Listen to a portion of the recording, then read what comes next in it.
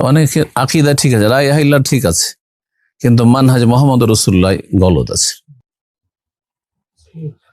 আহলুল হাদিস কিন্তু ইখওয়ানি জামাতি, আহলুল হাদিস কিন্তু ওই চিল্লাওয়ালাদের সাথে দুর্বলতা, তাদের সাথে আপনার আন্তরিকতা।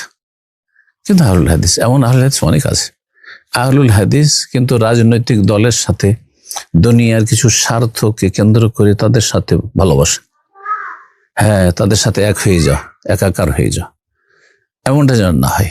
তো আকীদাও আহলে হাদিস হইতে হবে, মানহাজও আহলে হাদিস হইতে হবে, ইবাদত বন্দেগী তো আহলে হাদিস হইতে হবে। আহলে হাদিসদের এক শ্রেণীর আহলে হাদিস আছে, দাওয়ার কাজ খুব করছে, আকীদা মানহাজ এই শেষ অনেক কিছু করছে, হয়তো এগুলোর ক্ষেত্রে খুব গুরুত্ব, সামান্য ছোট ছোট সুন্নতের ক্ষেত্রে বড়ই পাবন্দি, কিন্তু গুরুত্বপূর্ণ ফরজ ইবাদত বন্দেগীর ক্ষেত্রে গাফিলতি, জামাতের ক্ষেত্রে গাফিলতি, ফজরে গাফিলতি,